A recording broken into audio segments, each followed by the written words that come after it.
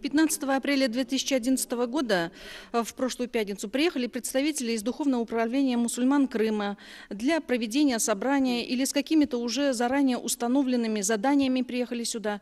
Результатом этого посещения явилась передача по телевидению от телекомпании АТР. Передача прозвучала по телевидению на весь Крым 20 апреля 2011 года. Я лично видела эту передачу от начала и до конца и поразилась цинизму ложи, той ложи, с которой была преподнесена, искажена ситуация в нашей мечети.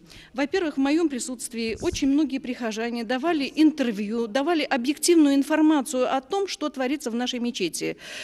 Однако наши комментарии не прозвучали. Однобоко передача была проведена и прозвучала на весь Крым. И сложилось впечатление у всех зрителей, что в нашей мечети, в мечети Исмаил-Бей, творятся такие нелепые, дикие вещи, которые идут вразрез с шариатом и с нашим исламом.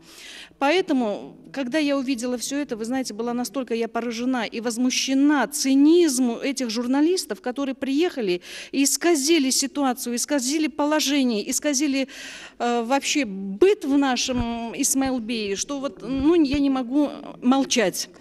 Во-первых, в передаче прозвучало такое мнение от журналистов, от юристов, представителей Духовного управления мусульман Крыма, о том, что якобы какая-то кучка мальчишек, кучка людей, кучка каких-то фанатов какой-то секты якобы захватила мечеть, присвоила себе эту мечеть, никого сюда не впускают. Однако это дикая нелепость, которая не соответствует действительности. Во-вторых, у нас есть прихожане, у нас есть население нашего Исмаил-Бея, которые все-таки благодаря, опять-таки, Редвану Джа получили правильные вопросы по религии. Мы уже имеем представление по шариату, по исламу.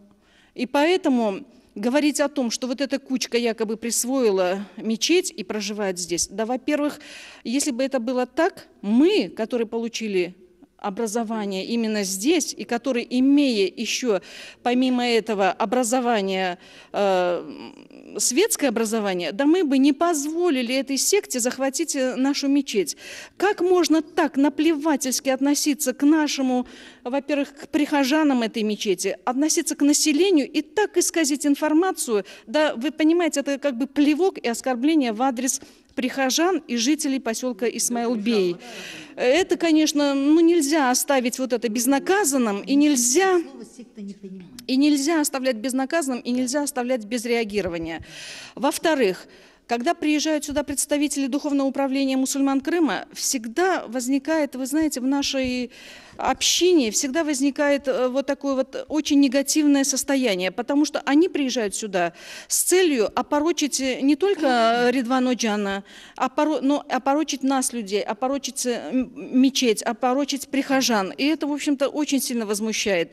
И поэтому, вы знаете, вот такие вот неправильные действия, нетактичные действия, оскорбительные действия со стороны управления мусульман Крыма не может не вызывать противодействия. И каждый их приезд нами воспринимается как агрессия именно с их стороны, понимаете?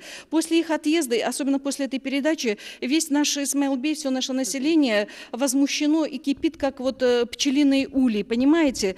От этого вот...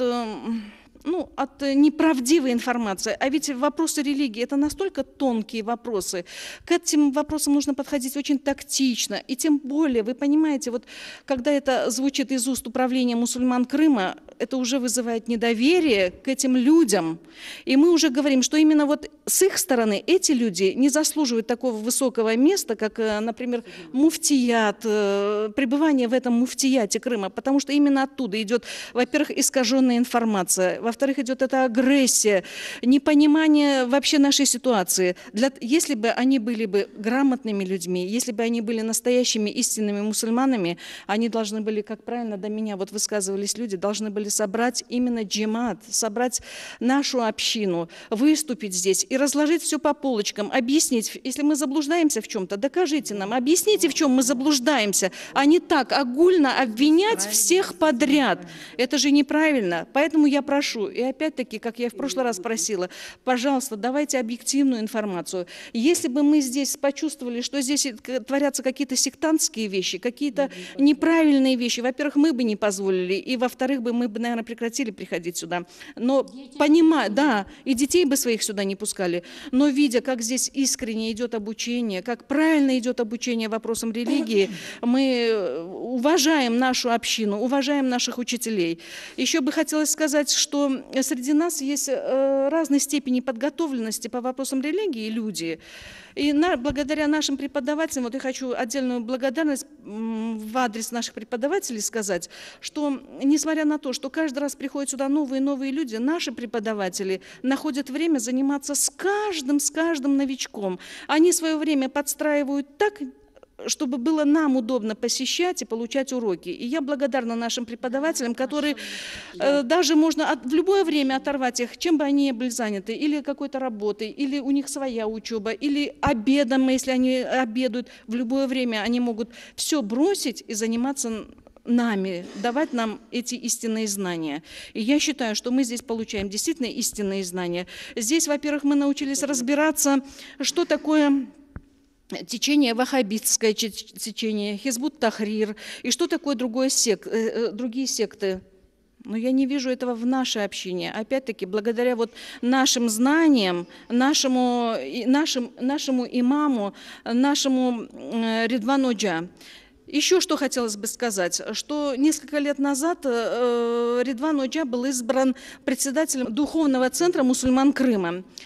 Это выборы были не подпольные, эти выборы были открытые выборы. Об этом заранее оповещались люди как всего Крыма, также население Исмаилбея.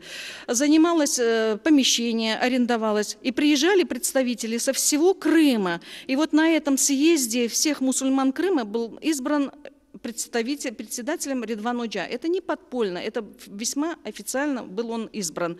Сейчас он, благодаря вот своим знаниям, своему правильному поведению, как вот я считаю, ведет он себя в соответствии с шариатом. Он отвечает всем высоким требованиям, которые предъявляет человек к мусульманину. Поэтому мы избрали его, потому что на сегодняшний день другой, более подходящей кандидатуры мы не видим.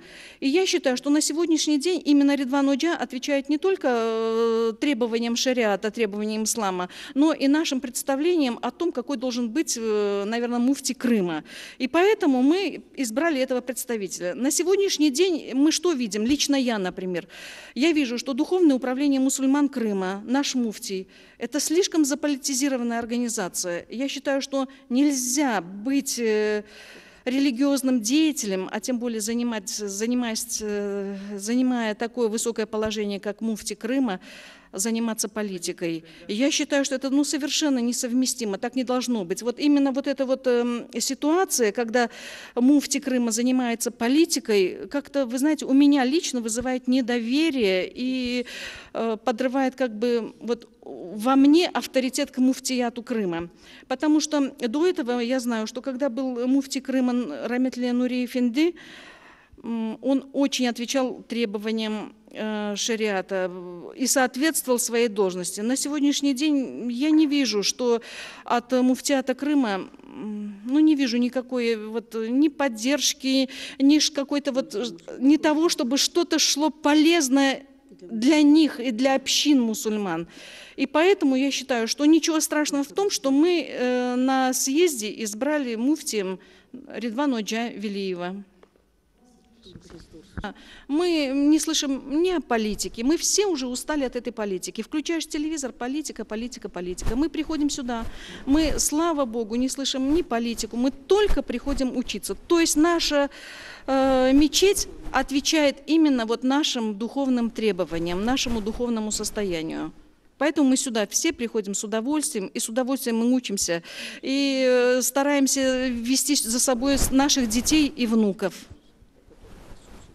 Я хотела бы, чтобы Духовное управление мусульман Крыма, руководство, обратило внимание на тот факт, что каждый приезд их сюда, в нашу мечеть, каждое вмешательство их сюда, в нашу мечеть, а потом соответствующие передачи, которые выпускаются по всему Крыму, вселяют, вы знаете, рождают внутри национальную рознь.